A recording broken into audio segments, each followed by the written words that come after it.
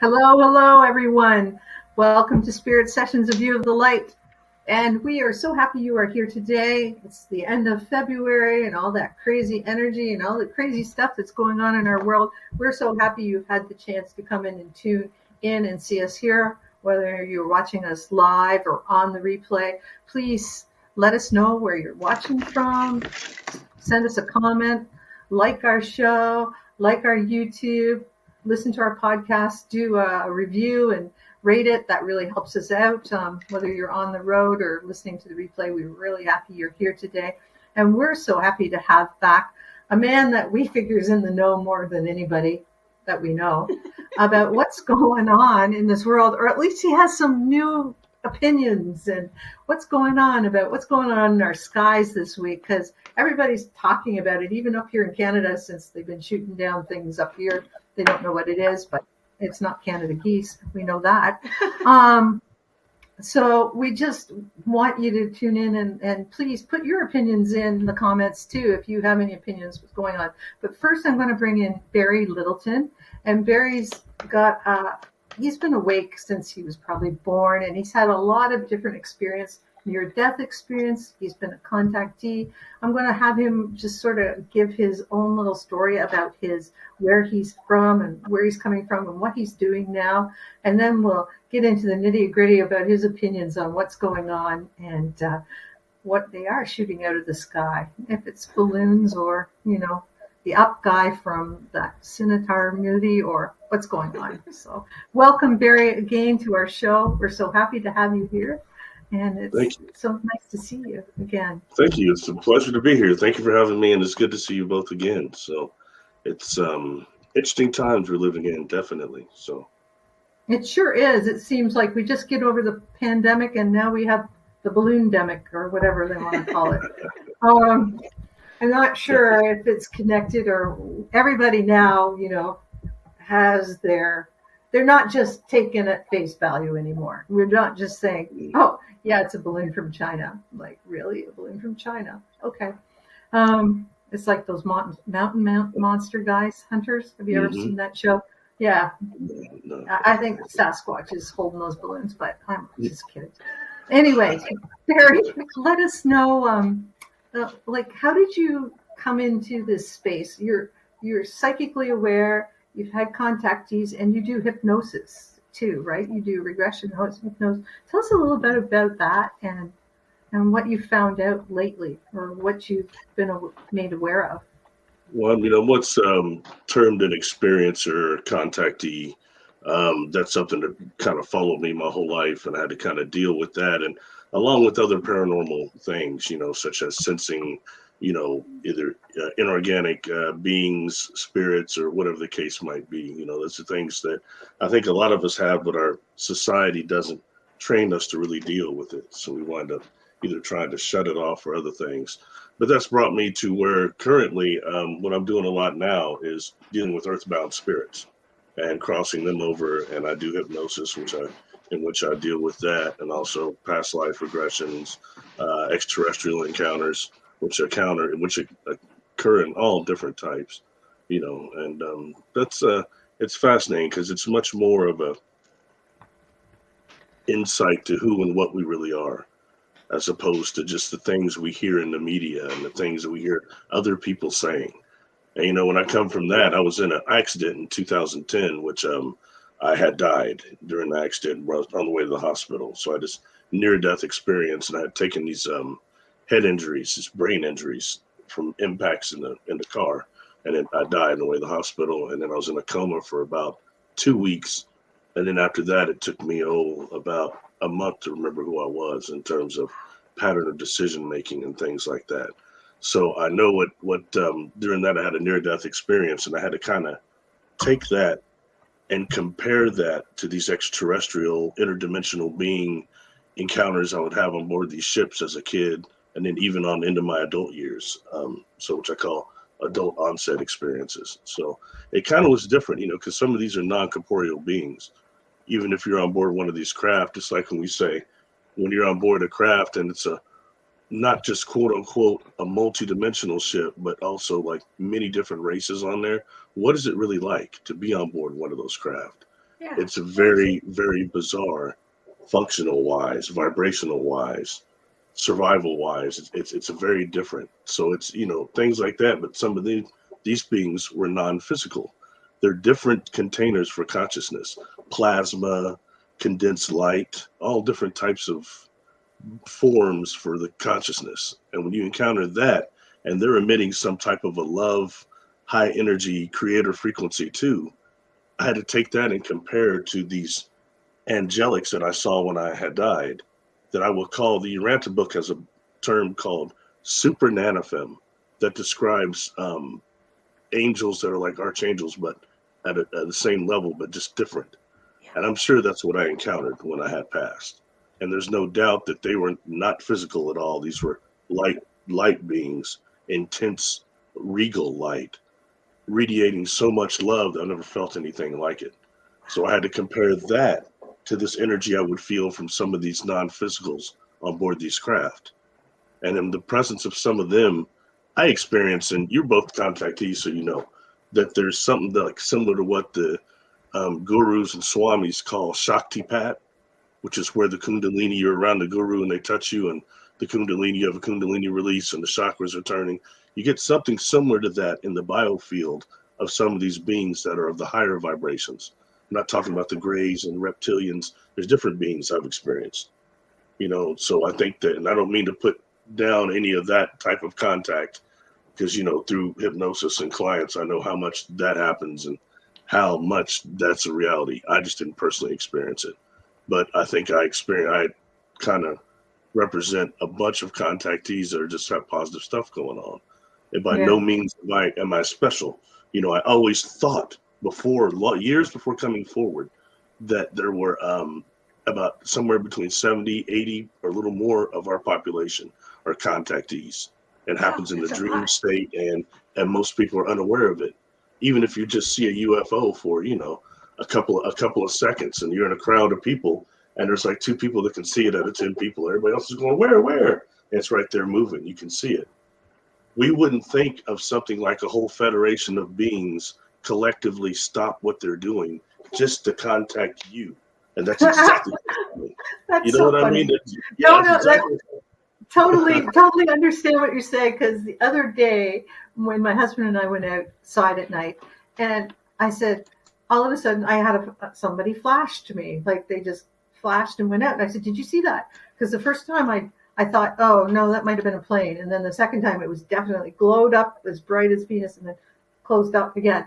And I said, he saw one later on that flashed. And I said, do you think they just are saying hello to us, or they're just coming in? Bingo. And he says, I don't know. I said, because I felt compelled to go outside, and it's minus 10 or 15 here, and I just go out and look up at the sky. It was a clear night. And I said, do you think they just came to say hello, or are they just waiting? So I don't know. Like I said, I got thinking about that exact same thing. Are they just saying hello to me, or are they just here? In that site, and you got to remember, we're dealing with beings, whether they be interdimensional or extraterrestrial, that can bend the space-time continuum. So all bets are off. And you're dealing with a sighting like that for just what you were thinking. But just as you saw it, the amount of information that was probably transmitted to you on the superconscious and subconscious level will blow you away, that you can access under hypnosis when you get down to those theta levels and things like that. That's why I really criticize people that are, I used to be like that, when I was younger, especially. I was Mr. Physical Conscious Contactee, because the stuff that I had was physical, and it's like, being there. There's no doubt about it. It wasn't astral, but the thing is, the further you get away from the event horizon, it becomes fragmented. Mm-hmm. When you're not in the presence, in the biofield of these non-humans, something happens. It's like, you were just near them, but what? You know what I mean? It's very interesting, and for me, it's a vibrational difference. Just like being on board a ship getting sick, this thing they call triple aphasia. Some people laugh when I say that, but that's what it felt like. That's what they called it. And I was wanting to throw up, like being on a merry-go-round for a long time. Yeah. You're kind of feeling like that, and you're also getting bombarded telepathically with pictures and emotions, and it's really a trip. And then you're seeing technology that you don't have a frame of reference for. So total sensory overload, right? Exactly. Totally. Exactly. Totally. Yeah. Anyway, sorry, I don't want to keep going. I'm probably going left for what you ladies want to talk about. No, So, no, but no, no, no. I think it's really important to have that frame of reference because do you feel your near-death experience then added to all your gifts, or did they change your brain so that you can perceive things, or gave you new pathways to those parts of your brains that maybe weren't accessible when you were born, more or less? that's a great question. That's a great question. I had a number of doctors saying that I was an example of neuroplasticity, a big one. I didn't know what that was at the time, but I had taken hematoma to the frontal lobe, hematoma to the quarter lobe, hematoma to the brainstem, and I had diffusal axonal, which is like shaken baby syndrome, spotting of the brain, where your brain turns into case upon impact. So the odds of me surviving was very, very low, to say the least. But afterwards, and after I remembered who I was and had what's called a clearing out for a brain injury patient, and I had to deal with my encounters happened long before that. That would happen when I was in my late 30s. So that was not something that was involving encounters. But what it did do is one is I had to deal with a near death experience, but it augmented my abilities that I've always had. But I was always pretty good at hiding them from people, especially mediumship. As so many people that's probably listening now, I got attacked as a kid. I was 7 years old by a ghost, a non-physical human in a house. And these people that are like molesters or rapists, whatever, really criminal, I mean, dark souls, they die, they don't cross over, and they turn into something worse. And I encountered such in a house, but it makes you want to shut your gift down because you're like a beacon to them. And I know this thing now that I'm older, I can tell you it tried to join with me and it couldn't. And said it forced me out to try to get me out of the house. But it was an attack. And it doesn't take much to attack a 7-year-old kid. Oh, good job. That's not very hard. Yeah. But that's just kind of something that makes us shut our gifts down. But after the accident, I could no longer. Things would come in so much more, and even a wave in an augmented way that I knew that it's creator coming through with this, and I just start communicating the message to the person. And I'm speaking of the earthbound spirits that are ghosts or spirits that are attached to people on the outside of the energy field. Those ones that'll step forward and give survival evidence, you know what I mean, for whatever it is they're trying to give to this person. So that's that's different. I don't need to hit my head again to know that and I'm not supposed to ignore those gifts or ignore those abilities, and it's things that most of us can do, but it's to different degrees. So you go to a house that's haunted and you talk to the spirit and see if they want to cross over or not. Or if sometimes they have a purpose here that they just want to be hanging out until somebody else goes over and they're waiting for somebody, right? Sometimes, do you think that's what happens? I do more the earthbound spirits that are inside the energy field, inside the biofield. And these ones are attached normally to a specific part of the body, an organ and cells. And they actually express themselves through the person as negative behavior patterns. And as a medium, I can't detect them there like I can on the outside. Nobody can. They're so entwined in the person's energy field, you can't detect it. You know what I mean? But they'll come out during certain hypnotic processes. It is what it is. And, a lot of people are carrying them as much as some. I've had people that 10 or more. I've had a crossover, or less, if you 1 or 2 or 3. But the thing is that these negative behavior patterns are things that are not the client, the person, the victim is not their own. You know what I mean? And it becomes really frightful when I'll ask how some of these earthbounds attach, and they'll tell you. And it's so strange when you have somebody like a petite little teacher and they're in trance and they start talking like a trucker or something. You know what I mean? It's things that you can't, and that's without suggestion. You know what I mean? It's a whole nother thing going on there. And they'll tell you. I'll ask, why didn't you cross over? Why'd you not go into the light? And they'll tell you. And the things that you hear, the amount of shock that comes along with the death process, and all the amount of fear. And others that have told me, I've heard several times, I thought it was, I mistreated a lot of people. I hurt people. And I think that light is hell. And I'm going to go in there and burn. These subconscious consciousness, something about the personality doesn't die when we cross over. or when we die anyway, excuse me, before crossing over. So that's kind of what I deal more with, are the ones that are inside the energy field, and trying to help them cross. And it's still, it's not the demonic level. These are like aunt and uncles that were too attached to the property, they couldn't cross over, or their loved ones said, "Oh, please don't leave." And then, and then they stay, you know what I mean? And that love, that connection, it's really a trip, so it's things that just, I think that our society doesn't deal with. And I've know some people got really upset with me because I spoke against these, I don't want to call them fools, but misinformationals that talk about don't go in the light. It's a reincarnation cycle. It's a this and it's a that. And there are people that, one, have not died.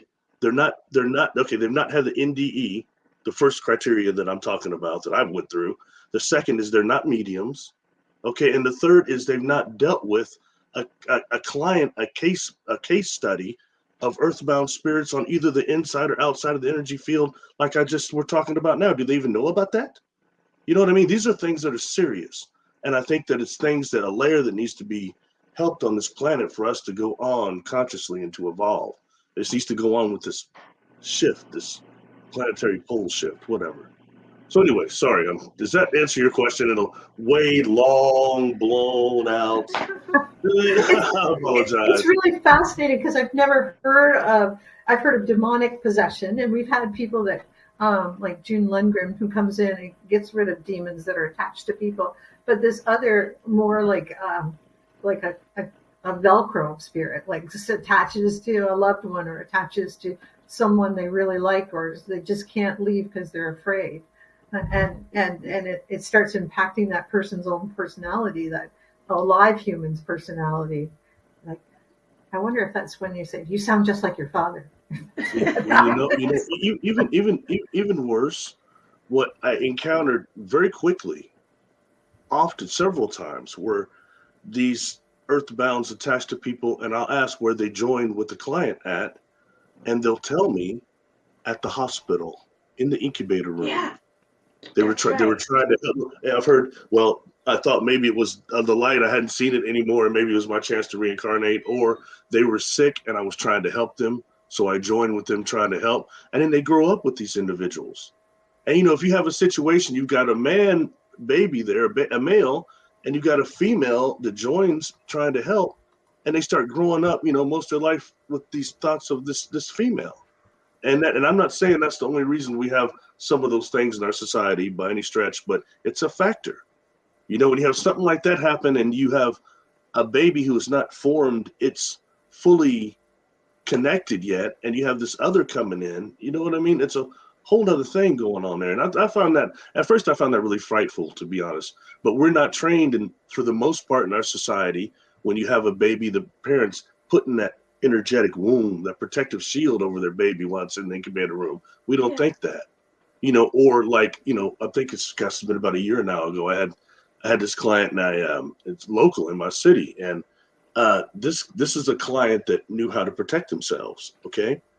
But we get the stresses that get put up on us by sometimes dark forces, financial over here, your car, your people at work tripping with you, some petty tyrant, and then plumbing in your house goes out. They're trying to get you out of the house, and then they mess up your car. All these things to create these little cracks for somebody that knows how to shield themselves, and then they come in. Right. So this earthbound spirit on this client said they joined at the hospital. They said several times, well, the others in here weren't strong enough to join with them, but I was. And they said that several times. And I got her to cross over. But then, before I was for it to kind of say, oh, by the way, you said many people in the room. How many others are in there trying to join? And the number she gave me was, she goes, well, somewhere between 34, I think it was 34 and 55. Wow. So that's what's going on in hospitals. I mean, if that's not a little bit frightening. Yeah, it is. Because I watched a video on that one day, and that started terrifying me, because you know how we send our light places and unicorns and things. I mean, we try our best. And then my grandchild was going to be born. So I thought, oh man. So I started sending protection around. I was using dragons around it, and then in the building, on the floors and in the room. And I didn't know what to do, but it's like, man, I got to do something to bring protection to the little one. And then, going even a step forward, when you get those hospitals too, you get the MRI machines, these other things on these electromagnetic frequencies that have entities that come through. They generate portals and do all sorts of stuff. I had a few years ago before I had spoke, I went and had to get one of my wisdom teeth removed. One of the people didn't do that, but I had to get an X-ray before. And I started talking to the technician. I was saying about how there's sometimes entities supposed to be associated with the X-ray machines. And they turned around and looked at me. One of them said, I used to run an MRI machine. And she goes, they're asking me, how do you know that? So I just heard it talked about for a long time from MRI operators. And they say, yeah, but they're different. Say the ones that are around some of these X-ray machines are flinting. They kind of go away quick. But the ones around the MRI machines seem like they follow us home. And they give you nightmares. Oh. You know what I mean? Yeah. And I had mentioned that while I was speaking at that ranch, and Jimmy Church was there, and he had me on his show, and he heard that and brought it up during the show. He said, talk more about that. And I made a video about it. The amount of people that responded to that blew me away. But I've always heard that. But it makes sense, with these machines and how, the entities that are attached to, they're creating these portals. Can you imagine what the CERN machine in Switzerland is doing then?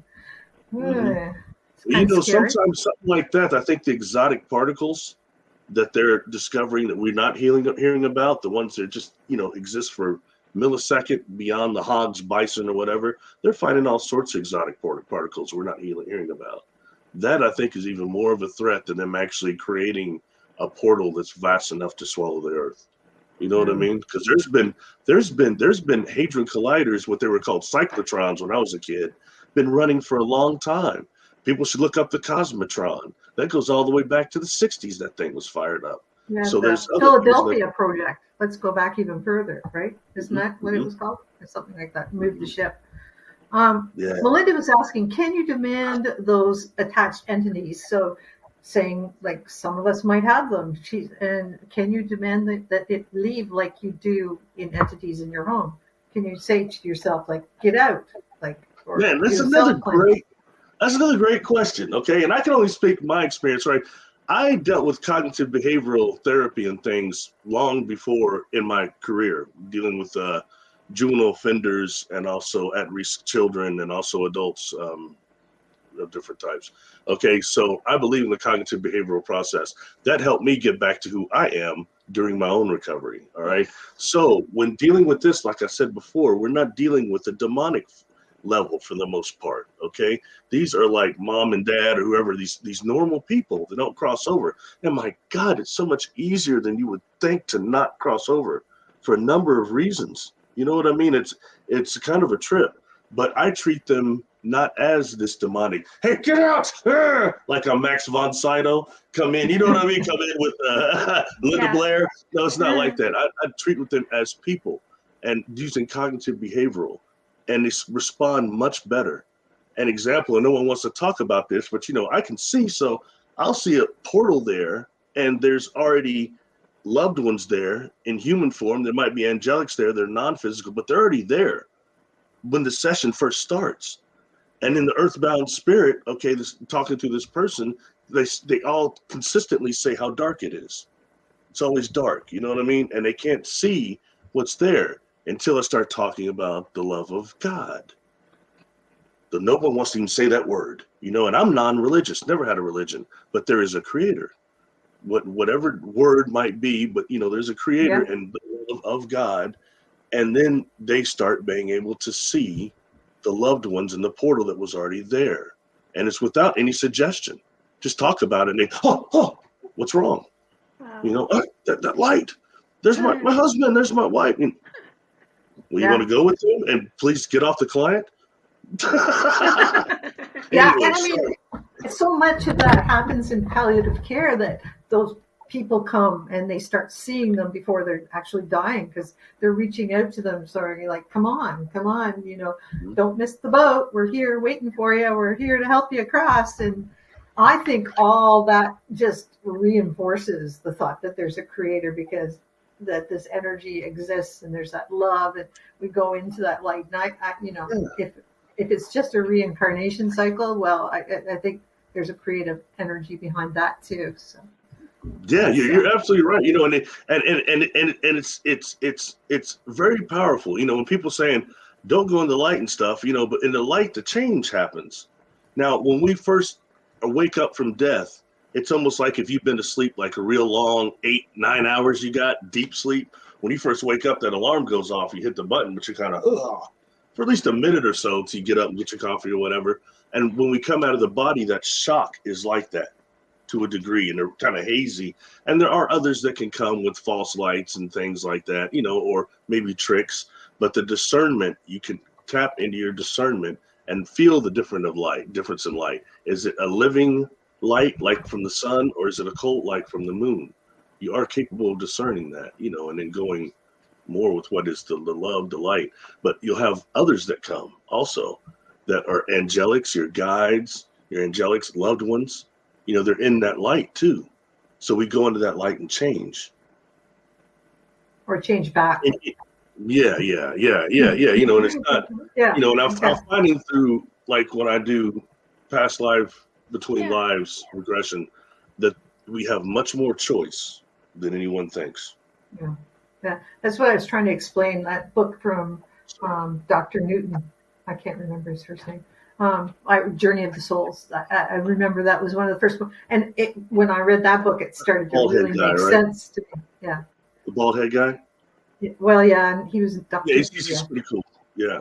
He does good and work. he talked about the life between lives, and that he did sort of what you did. And he found out that there was life between lives and what went on. And it made so much more sense to me that, we have a choice. And that's why we keep learning lessons over and over again, because we didn't. Just to say we can't access that for reasons I think down here are somewhat nefarious, but we'll talk about that another time. Do you ladies want to talk about the UFOs? Yeah. Here's I'll tell you my weird theory, and then you tell me yours. Well, the balloon might have been a balloon, or it may have just been one of those Trojan ships that, go up. Was it from China? That balloon that they shot down was probably a balloon. The ones that they said they shot down over Lake Michigan and up in the Yukon, like, you saw the Tic Tac videos. They're not going to shoot down a UFO. I think the UFO may have phased out, and it might have looked like they shot it down. But if it was a UFO, they didn't shoot it down. That's my end of story. There's no way. Not with our conventional weapons. Not unless they got Dr. Spock on there with his phasers. What do you think? What do you think's going on? How about you, Teresa? Well, I decided to look at a few different videos, and people are going all kinds of different ways with it. Some of them are meditating and contacting things, and some are getting ready, like, oh yeah, this is the fake alien invasion. But from what I've seen, nothing makes me feel alien. Nothing makes me feel that energy, So either I'm missing it or something, but nothing inside of me is going, ooh, this is it, or. See, that's why Spirit's like, I want you to say something. I was getting you to say something, and I will tell you that is, I think you're absolutely, I don't want to yell, but gosh, 100% on point. All right. Because I don't remote view, but I can see like you two can. And I picked up nothing off this. All right. I couldn't pick anything up off of it. Even worse than the Phoenix Lights. At least I got that was a hologram. You know what I mean? This, I didn't get anything off of. Okay. So a couple of days ago, I did this remote viewing show with Jessica Jones, and she remote viewed all three of those targets. All right.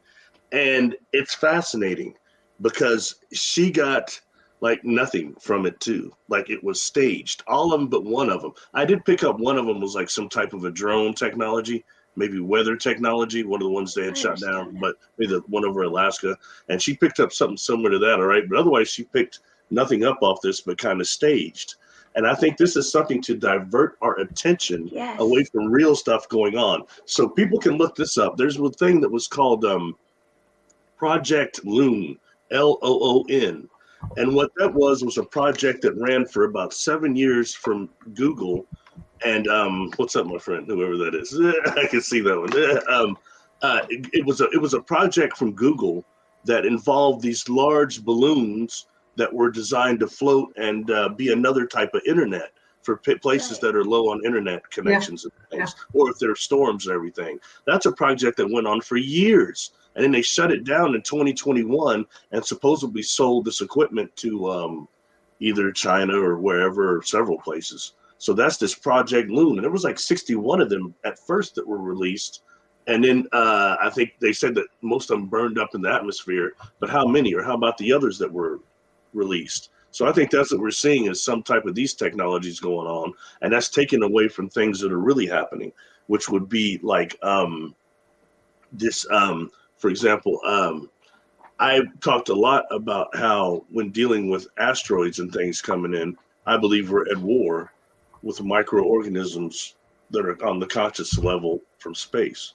Right. And when I say that, that comes from us detonating things in space based on the hydrogen molecule, nuclear things, what the stuff they're doing out there, and also something called Project Stardust at Home. I don't know if they're still running it now, but what that was that Sloagen bucket that they dropped with all the space stuff in it. And you can look online through the microscope on Project Stardust at Home and find it like a dust track. They name it after you, or particles or something. They name it after you. So very interesting. But if you think about actually scooping up somebody from like a handful of people from Australia, Africa, wherever, and then doing experiments on them, that's war. If you're dealing with any microorganism that are sentient on the collective level, what those bombs are detonating, okay, that ripples into dimensions. It's all sorts of stuff going on. So in retaliation, you've got these hostile microorganisms coming in on meteors, okay, hitting, and that are creating these prion diseases. We've been watching those a long time. Those prion diseases started off as mad cow disease, then you get mad deer disease, okay, and these prion diseases that have this weird amino acid thing that attacks people and how they attack the body. And just things kind of went away. And now that evolves on into chronic wasting disease, a major problem that we don't hear much about. Why? It's a big problem. It's another one of these prion diseases. The red rain, okay, that people was recorded in China and other places. There are these things that I think is a retaliation against humanity to a degree. So it's just things to be aware of, but we're not going to hear about that because instead they're wanting to put on this fake alien invasion thing like you're talking about, and something about these balloons that are coming from Project Loon that is man-made. That's why nobody's picking up anything on it, and that's as opposed to what's really going on here. Or the things like these other things as us being aware of what's going on in our skies. We've got this thing called the nano satellite grid, and how many of those are floating out there. There's a gentleman, what was his name? Rodriguez Sanchez, I think, that talked about that in the book UFO Highway years ago. I'd read that, and I never heard of the nano satellites. We was talking about it way back then. So that's something we need to be aware of. Or something like Project Sophia, which stands for Stratospheric Observatory for Infrared Astronomy. And that's a plane that's similar to like the president's plane that's got all this advanced equipment on it. It's an observatory. It's flying around constantly. We don't hear about any of the stuff that they're finding or getting. Most people don't even know about that project that exists. What is the IAA, the International Astronautic Academy? It's the places where NASA and everybody has to really, this council that has to release anything they find in space or anywhere has to go through them if it's going to be publicized or not. Well, who the heck are they? Look that up. IAA, what I just said. Very interesting. Things like that and the stuff we have going around in our skies is we live on such a concocted world, I'm just wondering if they had this balloon distraction didn't kind of backfire, because whereas nobody looks up, as my husband says, nobody even looks at the night sky when they're out. Nobody looks up. They're always looking down at their devices or whatever. now everybody's looking up, and I'm wondering if that hasn't backfired a bit, because now they may start seeing things they never knew really was there before, and just noticing the little black things that were flying through the air really fast, and you go, what the heck is that? Or the little white things that you see screaming across the sky, you go, what the heck is that? And I think people are starting to even see, I'm sure that huge nuts and bolt flying saucer could go across most of the world, and most people wouldn't even look up and see it, because they wouldn't even be looking up. So I think people looked up a lot more in the olden days, because that's how they figured out what the weather was going to be. But now we don't even bother to even look up at the clouds and see what's going on. I used to see a timeline where there were these very large, like, Legion craft that pulled up, this materialized basically over several large cities for like maybe about a minute. Not long enough for any type of war or anything to happen, but for just to change consciousness here. And, some of these craft emit that frequency that seems to nullify a fear to a degree, but it wouldn't take much of that to change things here. But right now, with all this stage stuff we have, they pretty much be able to avert that timeline. I think avert it. So it's I think when dealing with these whole things that are time wars and time jumps and time shifts and how they really occur, they occur at times of high solar activity. And we've just been in one. When people start noticing the time edits and these Mandela effects and all these things occur during these high solar activity times, It's not us forgetting things. Yeah, it's like, I'm sure I did that. Or like, did I not say that already? Or, it's just the little things in your own life that you realize, like, oh, that's really weird. That's been happening a lot lately. Am I losing the plot, or what's going on? Like, I see a very interesting comment here. I'm looking over the comments. It's from Melinda Lane. My master teacher, Ramatha, directed us to go around behind the light and talk directly to the divine and see our option, take the light year and reincarnate. Well, personally, I've got to ask first, who are they and how do they know that first, okay?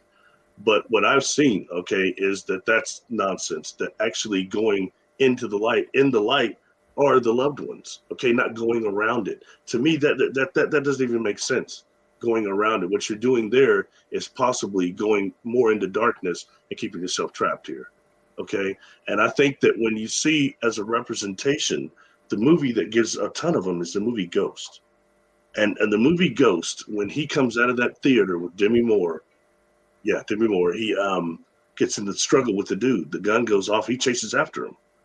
Okay, and then when he gets back to his body, she's holding his body.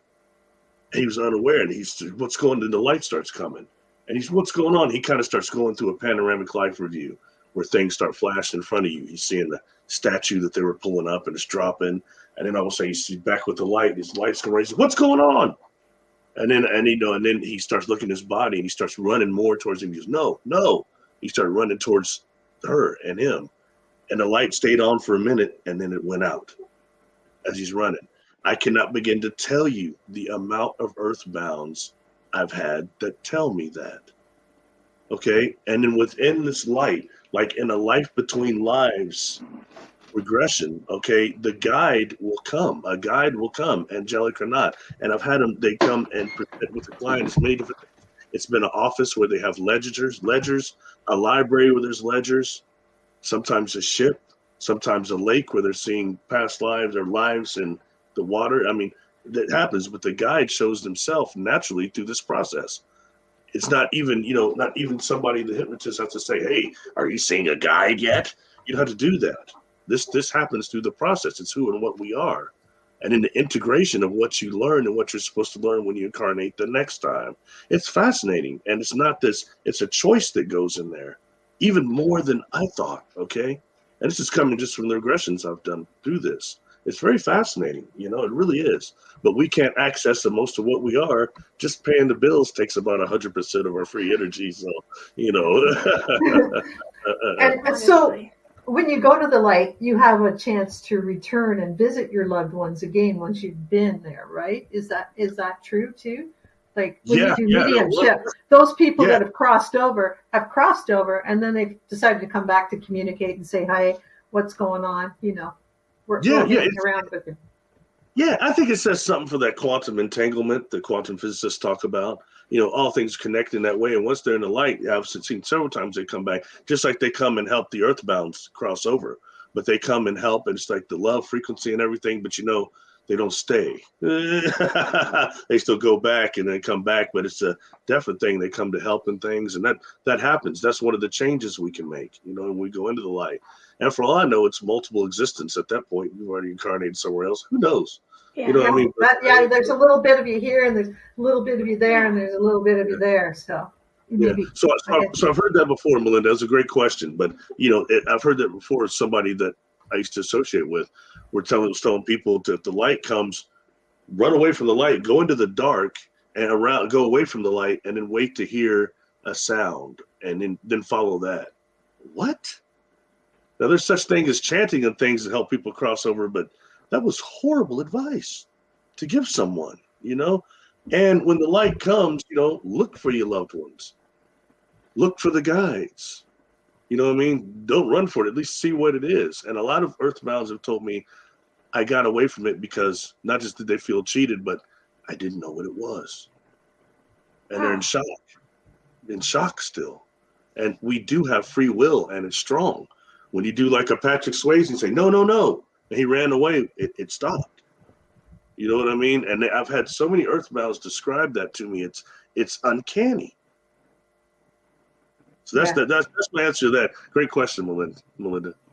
Yeah. Thank you. Because I just had caught an my eye. I experience apologize, take us off before. track, but I looking over here. I'm seeing they're popping up now. So I had an experience back when I was just beginning to wake up, and I was seeing a transpersonal awareness counselor who was kind of showing me things a little bit. Anyway, my grandmother had died, and it was such a big experience. And then I went and talked to her about it, of course. And then I went home, and she calls me back later and says, "Your grandma attached to me, and you're the one who has to send them across. Your grandmother's like breaking the rules. She's like interfering with me at times that she's not supposed to. So I'm going to tell you how to do it, and you do it." And she's telling me that she's not the only one there. You're going to have to cross a few more over from the family. I guess they're all like hanging out or something. And so I did. Is this the kind of thing that you're talking about too, the people attaching and stuff? yeah, this is more like a joining. It's we have to really just, even psychology, they've proven that actually trauma stores in certain organs. Certain traumas store in certain organs. And these earthbounds there's usually attached to one of those areas. So not just do the demonics do that, but also the earthbound spirits. And then they start expressing them. So then from that area, they get into the energy field and then start expressing themselves as negative behavior patterns, which are normally the ones that kept them here. Like for example, I have one that told me, one of the ones that's more resistant, says, you try to trick me. How am I going to trick you? Well, you're trying to get me to go in that light. I'm not going in that light. I'm not going in it. I said, well, why not? First you can't stay with the client, but why not? Because in that light, I'll have to change, and I can't have another drink. And what had happened, we were alcoholic, and they had got on this client and jumped this client at a bar, and it had pushed this client into being an alcoholic. And they have a disposition to alcoholism, and this earthbound pushed them right into it, ruined their life. Yeah. So does that answer your question, Teresa? Well, Or no? I think it does. I was seeing the different categories, or Yeah, I don't know if you label yeah. them, but yeah, the different vibrations, really. Yeah. Yeah, it's kind of it's kind of a trip, But what I noticed though, that the ones though that are like have crossed over into light and come back to help, they're on the outside of the energy field also, and they have a totally different thing about them when they communicate too. You know what I mean? It's a whole nother thing. It's always on the love frequency thing, and it comes through like that. At least I can only speak for me, okay? But that's what it seems like for the most part. It's something that I think that, like, okay, all right.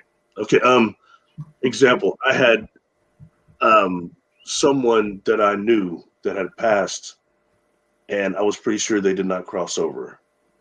And what I did was I used another medium, put them under, and then went in too and grabbed the person, brought the person to the location. And this was in an apartment complex near a river where I live. And what happened is I got the individual, brought them there, but then the room filled up with earthbounds in this complex. I've been there a long time. Some seeing what was going on, somewhat now. So I crossed over like 8 or 9, and I said, "Hey, no more," because the person I brought there was standing behind them. And behind them, you know what I mean? And it was like that person that stands in the back of the concert or that sits in the back of the class, you know, that type of a deal, that class, back of the crowd. And so that is telling me that's kind of what you're talking about too. So in that way, you know, it's just, but it's a trip. And what I will say from my experience, I swear, the amount of population of earthbound spirits on this planet is, I think, more numerous than the living. It's that heavy here. I believe it. I've had some that I cross over and they tell me, you know, when I asked, you know, where they join with the client, they will say, well, this castle in like Romania or something. This is somebody that was in the Air Force and was touring places when they were in certain other countries. And they were picking up earthbounds, these places, and the earthbounds start talking to you.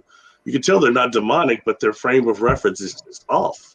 They you know, the time is not there like it is here. So they're saying concepts that are very, you know, old and different, outdated things, or just a different frame of reference. It's very interesting, you know. Okay, does that answer your question? Yeah. Gives me so many more questions, Barry, really. Yeah, that's it. I don't want people to get mad. Just be talking about the UFOs. No, you know, like I think it's like so. Yeah, I would wondering if, you know, the UFOs and the departed and the not departed are all kind of it's all multidimensional, right? It's some things are here and some things are on another plane, and that's why they blink in and out. They're just going through dimensions, and people are here and then they're not, and they wander around, and you wonder, oh, you've changed a lot. Now you're wondering, like, okay, so is somebody attached to you? Is that why you've changed a lot, or like what's going on? You know, now I've got so many questions. So. You know, sometimes in the contact scenario, at least for me, I know it was also about them making us aware of our soul life memories. We can't remember. Some of us have incarnated here dozens of times and can't remember it, let alone the other star systems, the other universes, galaxies. Yeah. You know, I was forced when I started dealing with Dr. Rudy Shields. You know, I always wanted to talk to many scientists about my experiences. A couple of them took interest. He was one. And, you know, he had, you know, forced me to deal with mathematically, beyond my computation ability, obviously, that I was dealing with during my experiences. Many of these beings were from different universes. I tried to, no, it's different galaxies. So many, not 800, 900 million light years out, like they told me. And he was saying, they told you that, and said, but they're telling you another universe. And he started explaining it in so many different ways. I had to acknowledge it, you know, or being on board a craft that is capable of generating these makos, these black holes, these wormholes, and then choosing the one with the path of most coherency and then changing to match its destination for it goes there. Whole nother thing going on the universal level. I had to accept that. I saw it happening. I didn't realize that's fully what it was. And the age that happened to me at about 18, I was like, oh God, why am I seeing this? And why is this happening to me? You know what I mean? Although it was good and positive, it just made it hard to go back and do your normal stuff. Yeah. Go to your normal job. I was in classes. I'm tripping out. I was in college. I was tripped out. You know, what's thinking about that and not being able to focus on my studies. You know, all that stuff goes on. So I think that our society and what we're seeing now with just right here in the comments and with the internet and everything, things are changing. It's becoming much more permissible for us to speak out. Like I said, I'm by no means special. We're all unique, but everybody that's a contactee is because they're all different. You know what I mean? But nonetheless, I think that what it shows is how many of us are communicating now and raising that consciousness and changing things, making it not so absurd. You say you're a contactee or you see ghosts or whatever is paranormal. People aren't laughing at you saying, "Oh, he's crazy," and that's starting to happen less because something happens to them. And then they're paying attention to people like us. Questions when everything's fine to laugh at others until something happens to you. Move into the wrong house. Yeah, exactly. Yeah. Or have some pass through your space. I don't know. Teresa Holmes is asking, are we here to help the Earthbound's crossover? Is that one of our purposes? So it's obviously your purpose, but is it everybody's purpose? I guess is what she may be asking. I can't say everyone, but outside of, I think, just the way we prepare for. All right. Boy, I'm picking up a lot here. Okay. The way that we prepare for death is different. Just yesterday, there was a fundraiser for my cousin, Dwayne Littleton. He's got terminal cancer. Oh. And the way he is accepting death, he got his urine and things, and the way he was at the event last night, the way he's accepting death and the amount of love he's showing and joy, it's unreal. It brought tears to a bunch of people's eyes repeatedly. You know what I mean? So some in the ways that we cross over and we prepare for death, and maybe the way we do funerals, as opposed to people that are feeling sorry for themselves because the person's not there anymore. You know what I mean? And not celebrating while they're still here, as we just did with Dwayne. Things like that, I think, is what we all need to change with the practices of death to aid our loved ones crossing over, because we've got these angelics with us.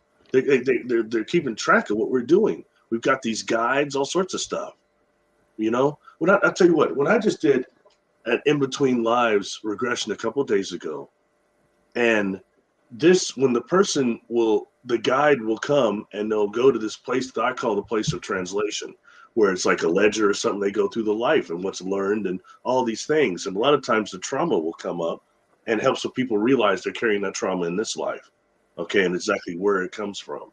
And it's something that they may be working on or going past. It's fascinating, but it's right there. But in this situation, okay, instead of this being like an office or a library or somewhere that's somewhat like that, this place of translation, it was a craft, a very large craft. And the guide presented itself as some type of a 7-foot Sasquatch in some type of a uniform. And it changes into a golden ball, back into a person. And it tells the client that, well, actually, when we manifest, we look like this, but it's something different that would be perhaps a genetic bearer of what we have here as Sasquatch. And I can't dismiss this because just last week or so, I did this really long interview with these guys. Brian Bland. The Porky Beans show. I was just going to bring them up.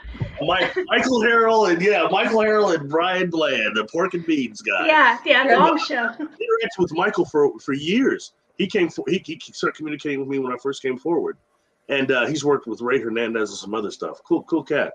But, he kept bringing up repeatedly about these Sasquatch that were on these different crafts that were of more galactic origin, and how they're working with life carriers and things like that, and how they're also more in communication with the people in Peru right now, those particular craft and Sasquatch, some of them, and taller and the smaller ones too. I thought that was fascinating. And here this ties right in to this client. And this client was not really into the Sasquatch thing, but they had encounters, okay, that I had kind of helped them discover that they were unknowing when they were going to these retreats. That's what was interacting with them, but now they know why.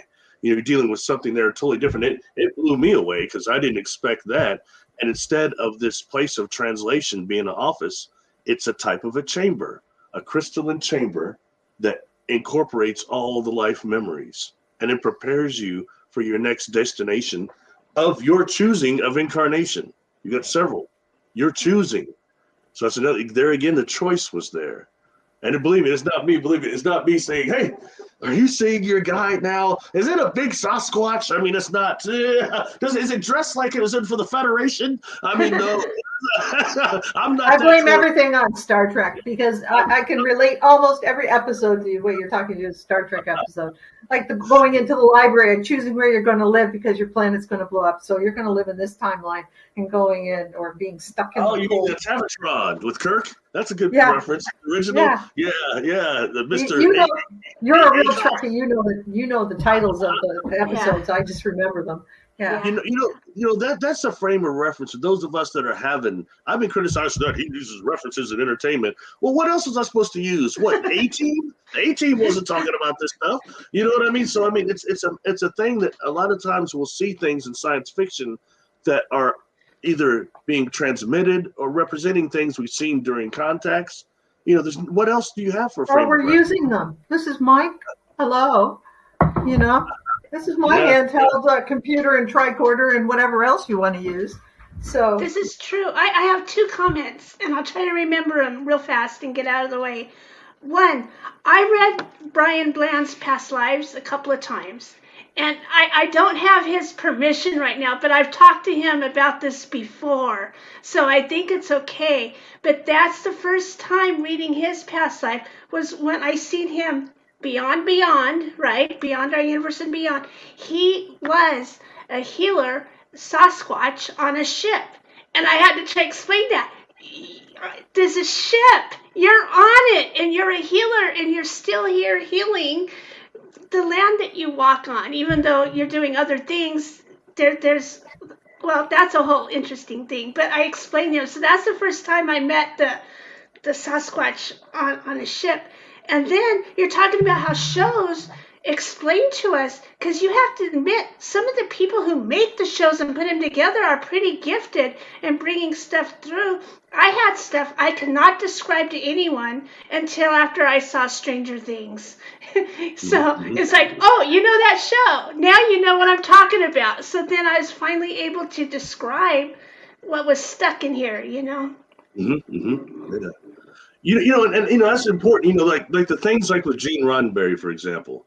I'd read a book a long time ago called Earth, the Only Planet of Choice, and in that book, they're talking to being channeled the Council of Nine, and there's a group in there asking questions. One of them is Gene Roddenberry. When I was dealing with Dr. Shields, we were talking weekly actually. He had told me that he's pretty up there in late 80s, and he had said that when he worked at the observatory, Gene Roddenberry back in the 50s was a highway patrol, a chip. He's like an Eric Estrada. He was a chip, a highway patrol officer in California. And he would come in there and have lunch in the observatory with the astronomers. And he said he'd sit there and ask questions like, what would it be like to go faster than the speed of light? And all these other things that were, connected. And he was, obviously figuring out Star Trek at that time. But that's 10 years prior. So very interesting. You know what I mean? Was it the Griffith Park Observatory? That one I can't tell you. I don't know. Okay. He mentioned several different observatories to me that were, Okay. at that point I was still just kind of listed and I'll listen to the story at that point. It's pretty cool because he's not Dr. Shields, he's not experienced or contactee. He's a scientist, and that's cool. Okay. But he's open enough trying to figure out and trying to incorporate what he's found out scientifically about the MACOs, magnetically eternally collapsing objects that are black holes, and the data that they've got from them is not at all like what we're being told. When I was a kid, there was that movie, The Black Hole, if you remember that, with the robots. I love that movie, but that's everything that goes in a black hole is crushed. That's not really what it is. What they really are and the way they operate is like the hard drives of the universe. They're like the hard drives. We talk about the Akashic Records, Teresa. I know you work with the Akashic Records. Yeah. A lot of times, like outside, the first time I heard him, Edgar Casey mentioned what they were, the records of space and time. But what is that? But these black holes, what they actually have are these MACOs, okay, that are inside these magnetically eternally collapsing objects. And when information goes in to the black hole, okay, it creates a copy of it, a perfect copy, called the quantum hologram. So in that way, you've got, the universe information wrapping around the MACO, the same way the accretion disk looks around a black hole. But what you've got is the information of the universe wrapping all the way to the outside to present time, from the beginning to the end. So at least the beginning of the creators creating of the MACOs anyway. So that is the Akashic Records. And how do they operate? These MACOs, they operate on the frequencies like brain waves, like they're calling conscious waves now. And these conscious waves occur in two ways, helical and spherical. And we have in our bodies these things that are called microtubules. And going to the brain for our conversation here, okay, We have the mirror neuron network, the brain, the microtubules make up the neuron network of the brain. And we have something called the mirror neuron network. And what that is similar to what I just described to you with the information, the quantum hologram. Okay. And in that way, when I'm talking to you in the audience right now about my encounters or describing this, you're able to see it and kind of live it. That is the mirror network doing that. It's beyond the grab, release, reflexing things from the monkeys. You know what I mean? But that takes us into just how much those. So if we're going to access these MACOs, we can do it consciously through the brain waves. And, you know, and that led me to ask some people like Dr. Shields, I said, okay, you know, how fast do you all think the speed of thought is? And he gave me some experiment of something, I can't tell you. But he said that they estimated that it's 100,000 times the speed of light. Yeah. Wow. So these aliens are probably, they're traveling, like Dr. Greer says, at the speed of thought. Well, yeah, and think of it something else. Yeah. If we're dealing with civilizations that Dr. Kako and everybody talks about, the type 3, 4s civilizations, when you get to the higher ones, they're actually using not just a fabric of space, but wormholes, these MACOs, as their prime power source. So when doing that, we're dealing with civilizations that may no longer be in existence, but they still exist in the MACO, in the quantum hologram. And then they can use the quantum hologram to access us and give us experiences through our brain waves.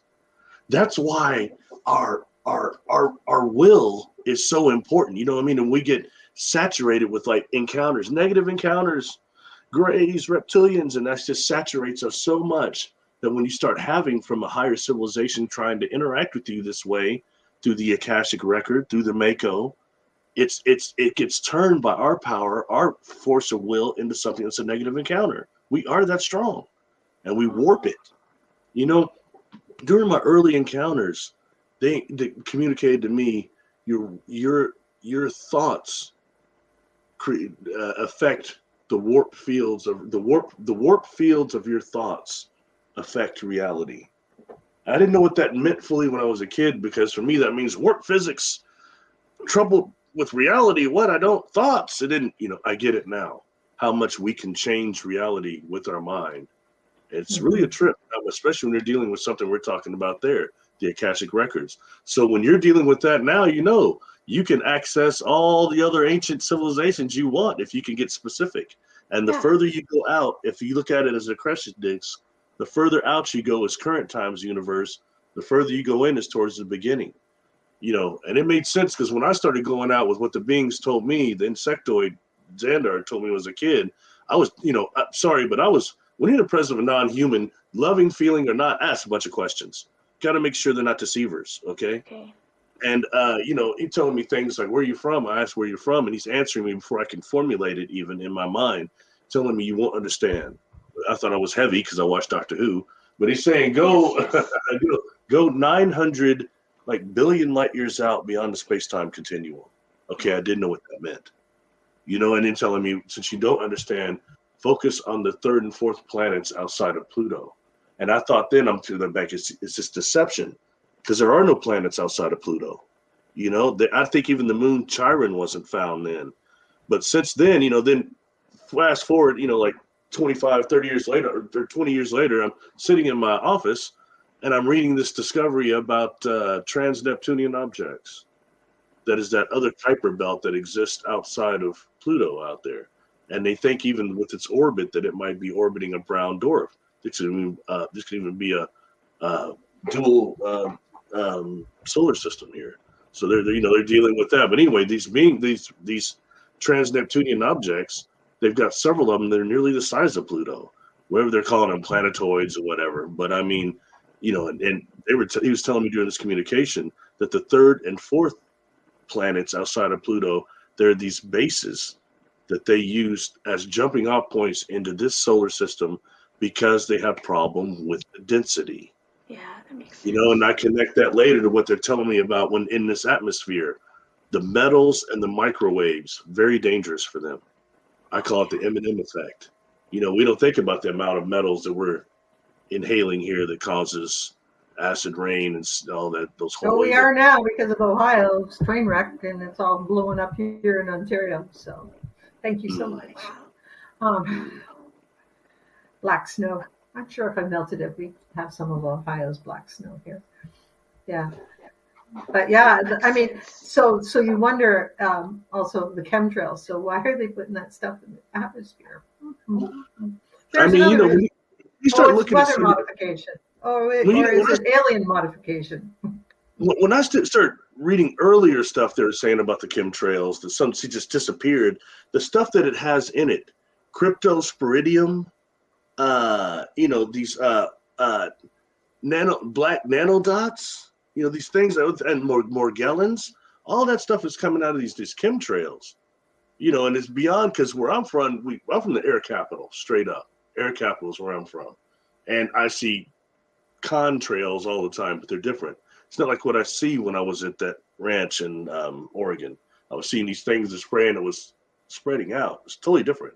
They didn't dissipate either, like normally. So, something else going on. And it's a shame, especially looking at Morgellons, and that's a fearful disease, if nothing else. And that's got That's got nanodots on it and all these other things that are, right now they're starting to find that, like, even those nanodots, those black dots, they're using those, like they can put those on craft and make them holographic, invisible to a degree with metamaterials. That's something very real. Look up metamaterials, anybody, of invisibility. They've taken that a whole nother step forward. We just don't hear about it. No, we're not supposed to, because we're just worker bees down here. Stay asleep. Just stay asleep. Stay asleep. Pay those bills. Raise those kids. They shut up. We'll give you, we'll raise the price of eggs, and that you'll be fine. Oh yeah. Let's get all that vegan plastic into you. And I don't want to sound like I'm a doom and gloom guy either, but I think it's just better being aware and really of what we're dealing with here on this planet. You know what I mean? And something else, okay, I want me to mention this too.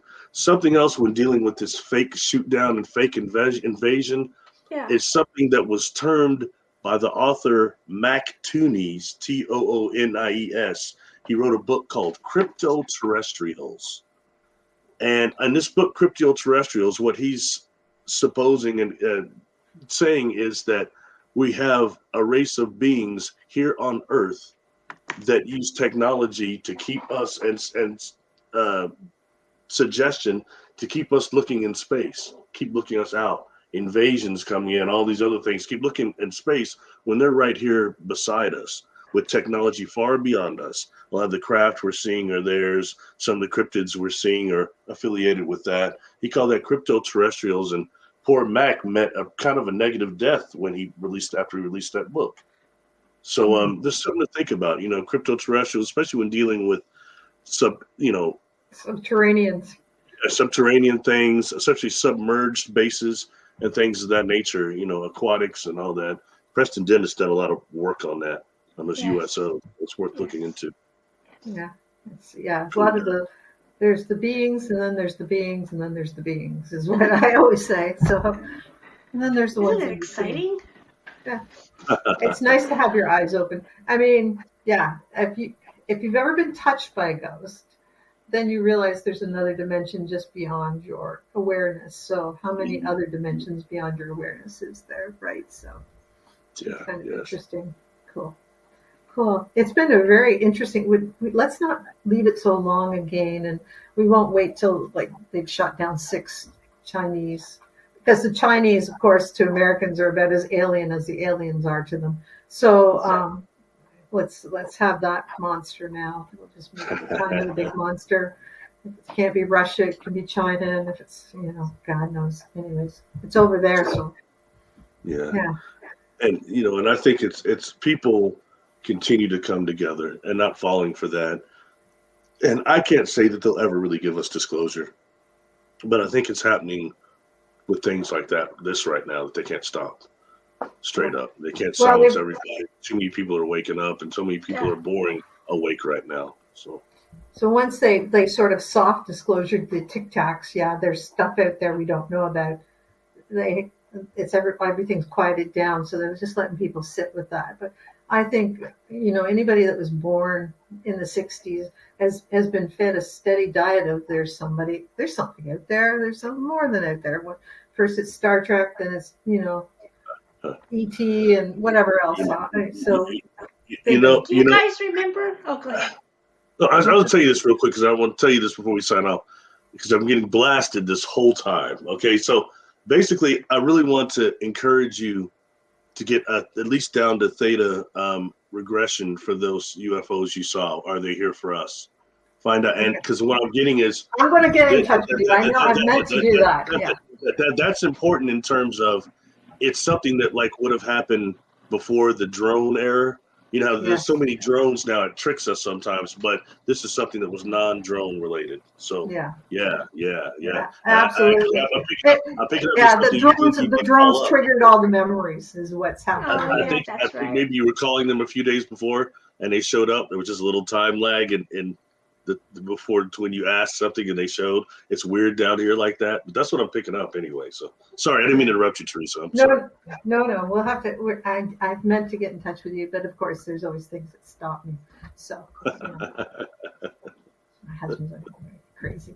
Anyways, no, Teresa, go ahead. You go ahead, darling. Well, I forgot. Oh no, you've got your questions too. Oh, that's quite, yeah. Well, okay, one question I had, it was similar about, Teresa Holmes is what she's now. Do you have any information about the planets in the Orion Belt that are activating the pyramids all over the Earth? She has that question, but I was wondering, they're also saying that Betelgeuse is starting to go supernova. And I don't know how true that is, or people just jumping on it to make quick clickbait videos, you know what I mean? So what's up with Orion or Orion's belt? Do you know any of that right now real quick? I don't care for the Orion area personally, but that's not about me. But all I know that there are definitely stargates there, big ones, and it's an active place. So I would, and when dealing with what all Earth is attuned to, that's definitely one area. But I think another area is the Triangulum Galaxy. People need to pay attention to also, and the cycle before this one, how many of the beings that came here that were more recorded, like especially in Indian legend, of being 25 feet tall.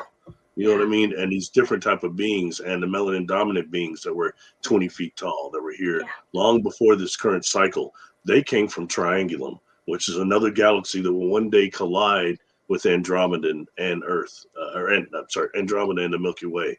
Will all collide one day. But interesting, we don't hear about that as much, but some of the things we see on the hieroglyphs and other things that are representing these pyramids and triangles isn't always about Orion. Sometimes it's about Triangulum. Okay. Food for thought. Awesome. Cool? I love that.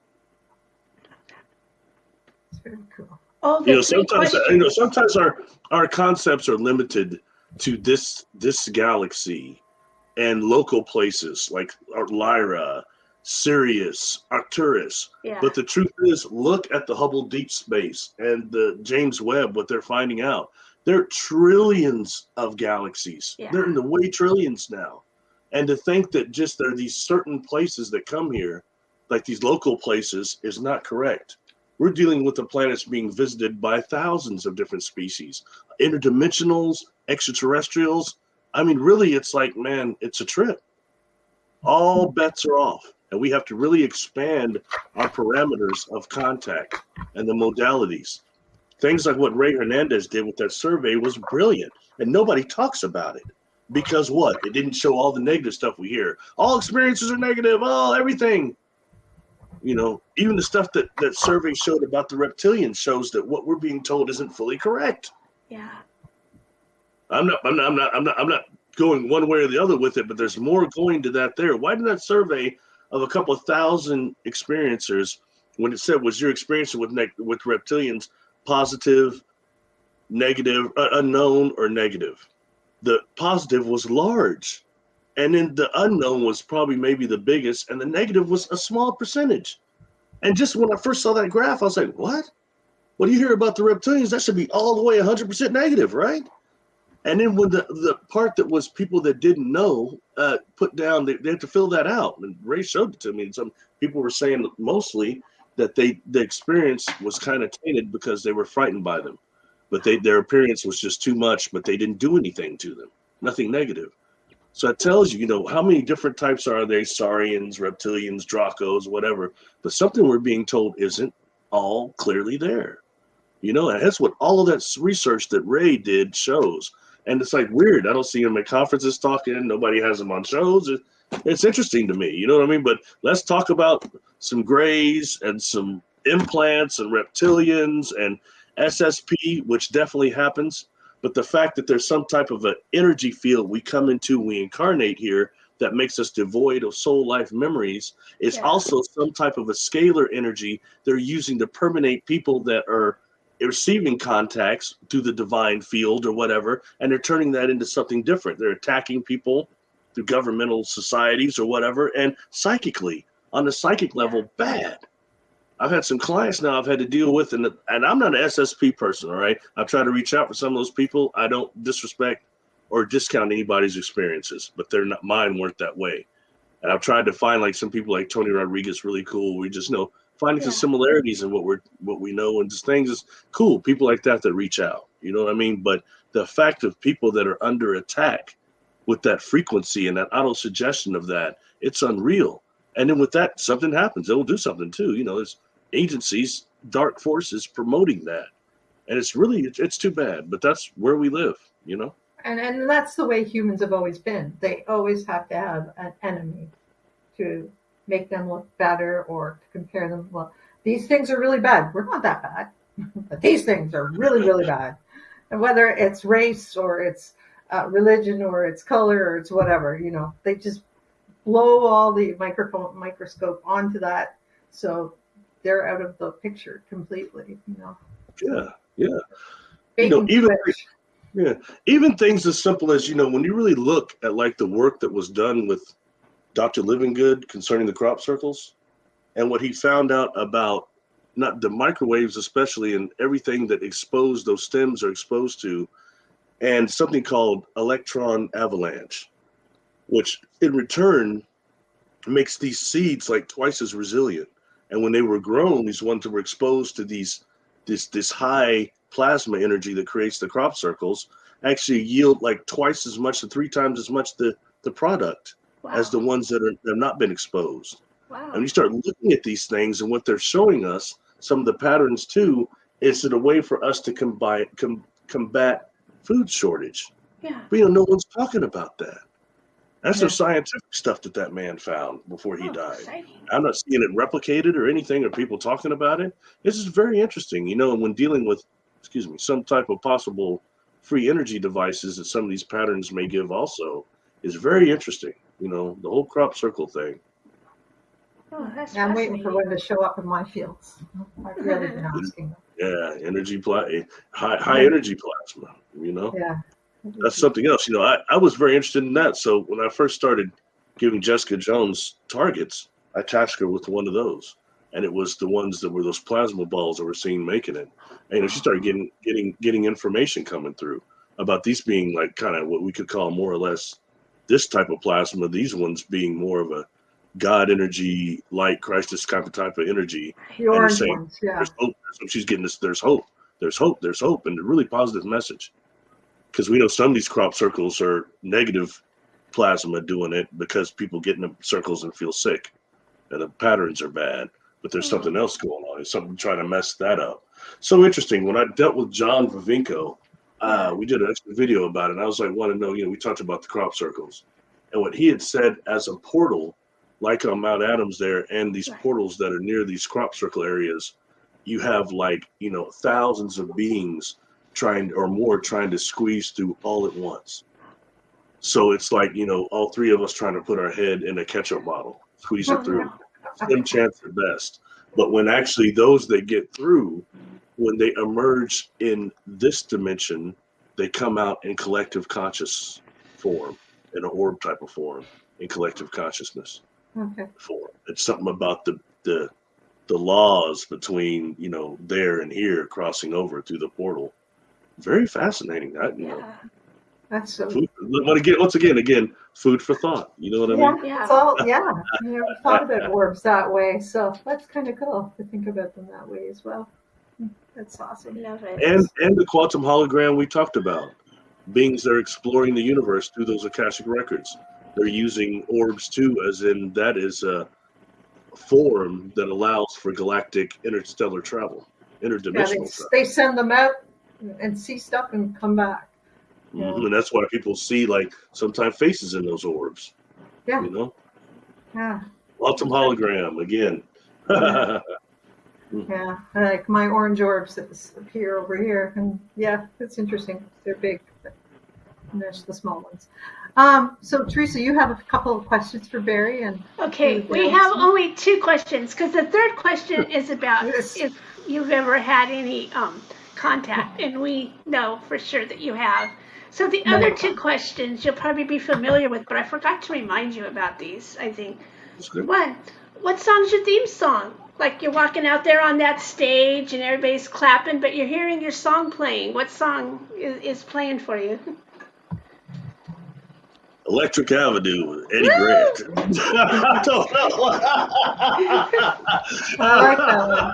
I mean, that's a great answer. I like what's the other one? Al Jarreau. This Love Is Forever by Al Jarreau. I like that one too. I met him once. How neat.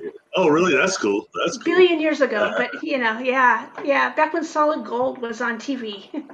Oh wow, that was crazy, wasn't it? Yeah. Oh God. I was right. I was a generation that come up right between the end of Solid Gold and the beginning of Video Soul with Donnie Simpson. Oh, really? Yeah. And then MTV come out somewhere and Barry's jumping around. They wanted their MTV. Very interesting. Young, yeah, for sure. And then, the last question then is, what crystal do you work with? Or do you... I know you hold a wand. I want to know, what is your wand made out of? 2 of them I hold sometimes. One, this is this Anika. This Anika is made out of rose quartz, and it just has a really good vibration to it. And the symbol, certain geometric symbols bring us good energy. Yeah. And this one here is just a quartz crystal, actually. Oh, that's a nice one. Yeah. I like smoky quartz. I like citrine. I work with little labradorite too, and several things there. Really great book is that first book by Melody. Kaleidoscope. Yeah, I've got it. I had that. Yeah. I've got it in my bookshelf. They're hard to get now, aren't they? She passed or something. Yeah, and I've had it for 15, 20 years. Yeah, that one in the pocket book of crystals. Those 2 books are really good. Yeah, really good. I mean, that was an excellent piece of work she put out. As far as anything I've ever wanted to look up, as far as gem, mineral, crystal wise, she's got something on it. So and I enjoyed double terminated regular quartz too. It's pretty cool. I've got a tektite on today, just in honor of you. So, right on. Thank you. Tektite on and some citrine, apparently, too. A reason I enjoy crystals, one would be when dealing with these experiences, trying to figure out, asking what's the ship made of and things like that, and they're telling me, they're showing me like these 4-way compound. One is in metamaterials that they're mining from planets that are devoid of sometimes atmospheres, but especially Van Allen belts. And that these planets have solar radiation from those stars that bombards the metal in a way that we're unfamiliar with here on Earth. So that's the way that they're making type of metamaterials from that. Okay. And then also a quasi crystal type of technology, which goes into the crystals I've seen on board craft that glow inside and have this bioluminescence or chemical luminescence that they're emitting from inside. Okay. So you got a quasi crystal, you've got DNA with the crew. Okay. Yes, and this compound is mixed together and then grown over like a mako, a small one. So that's, really interesting in terms of crystal technology. And I think that is our future. Like they show on the original Superman with Christopher Reeve and and Oh yeah. Brando. Everything was crystals in there. You know what I mean? And I Yeah. became very fascinated with that movie when I had an experience at the age of 17 where I see a craft morph from a saucer into, actually 18, morphing from a craft into a type of a ship that crystalline with these stalagmite stalactites things coming out of Wow. it, and then like these, like almost look like a molecule, but it's moving in the sky, and it's Oh, glowing on the gorgeous. inside. It's growing this bioluminescence from the inside. And I'll tell you, to sit there and witness this thing morph into that really blew me away. But Wow. what I know now is I was witnessing a craft that was changing its structure, its pattern of unfoldment to meet the destination of a universe it was traveling to. And Oh, you know, our universe is based on the spin. You've got other universes that can be based on something else, which can be the cubical, why you see cubes on these ships sometimes, spherical, triangles, amorphous metals, all sorts of different things these other universes could be. So that's what I was seeing, this thing doing a pattern of unfoldment to match its destination. But I'll tell you, I can talk about it now, but when I saw it at that age, it blew me away. Well, Took me yeah. off. You know what I mean? Okay. Certain things, it's cool. Like I sit up here and talk about many things. The holographic principle, it all sounds real cool. But when you see this and perceive this perceptually, it blows you away. Makes you feel like a kid Especially out of when we school. haven't had that Hollywood like pushed into us, like making things normal again. It was before that, before we had all the visuals to sort of set us up for it. Yeah, yeah, yeah. And True, and here we true. are talking on the internet from three different places in space and time and yeah, yeah. different time zones, and we're thinking that this is normal, but back 40 years ago we would have thought we were crazy. Yeah. Yeah, yeah, That's just yeah. Star Trek stuff, man. Yeah, it really is, and thank goodness for that and Doctor Who and things like that. And Yes. like for me, the part of accepting that these craft are organic and just alive, and the amount of sentientness, the amount of consciousness, the sentient Yeah. awareness. Okay, that for me, even I underestimated that, until some time ago recently, and really understanding like why on some of these experiences I'm walking around these craft. I'm sick as heck, so I'm not going to be much of a threat anyway. But I'm not being escorted. You've got, some of them are telepathy with you, but they're not all physical, so it's not like you're being escorted. But then I realized something, okay, that actually I was underestimating how sentient these craft actually are. I thought they were maybe aware on the level of like a microorganism, like an amoeba or a flagellum or something like that. No, these things are aware on the level that we're dealing with space organisms, like I just said, grown in space. Okay. Even right now, when they make a construction of something like the president's plane, the windows are bonded in like a zero gravity environment. It makes it super bonded. So they're growing these things in space. And as organic creatures, the lifespan is unknown to us. It could be thousands of years, maybe, who knows, longer, millions, who knows. But being on board this craft, I realize now this craft had access to my soul life memories. It knew what I was going to do, what I'm about everything. The Wow. same way that I think a lot of Earth's natural animals have access to that genetic or to that soul life memory, that life memories more for that, and how they have access to that. When I give an example of that, like the crows, there are these crows by where I used to live that I would go feed all the time, get in trouble for. But like I had a relationship with those crows. When I go back to that place 30 some years later, there's still crows there. When I arrived, they respond to me very uniquely. Yeah. That I love shows that. that they're always the same ones so many years later, but their ancestors, their descendants, have that Yes. genetic memory of me. And I'm Yes. sure And they've Sasquatch. been told stories through the generations from Yeah, crow to yeah, crow. yeah. And Yeah, I know they all know Sasquatch you. is the same. I know the Sasquatch that I interacted with, Yeah. or whatever, that they had some sort of access to life, soul life memories. Yeah. I'm pretty sure. You know what I mean? So, That's interesting. So humanity's the one getting the shaft, right? Get the old shaft, humanity. Well, yeah, I think that's That's part of the thing, the part of the learning. Otherwise, if we were a soul, we'd know everything, or we have access to figure it out. But when we're a human, we really have to work at it, and that's the whole point. We really have to work at this life, and because that's what we came here to do, is work at this life and figure it out and feel all those things, and we need to feel so we can experience them and take them back to our soul life later on. Hey, Melinda Lane, I saw her again. Interesting. Keep coming back to her. That's weird. That's cool. We love the same crystals. They're telling me check out the new quasi-crystal technology that the scientists are doing. How it has these different lattices and stuff. I think that some of the crystals I've saw, that's the way we're going, but except they're self-illuminating and they're bioluminescent inside. They're glowing. They're alive and some type of a way, an energy source, not like the crystals here. But when I see what the scientists are doing with quasi crystals, I think that's the way we're going. Quasi crystallography, that type of stuff. So, well, this has been so much fun, and we thank you for your time, and we really, really enjoyed it. And hey, guys, if you want to listen to it again on the podcast on a fairly long drive into town, like, go ahead. It's great. It's so much interesting, so much information, and from ghosts to ships to cool. I hope I didn't jump around too much, ladies. We're supposed to be talking about the balloons. I hope I didn't. Well, we got that out of our way pretty fast, and just keep looking up, guys. Just keep looking up is all I can say. You never know what you're going to see up there, dragons or whatever, right? Mm-hmm. So keep looking up, and thank you guys for being with us. And Barry, Teresa, you have who won? Oh my God! Yes. Okay. Who shared it out, or was it a comment?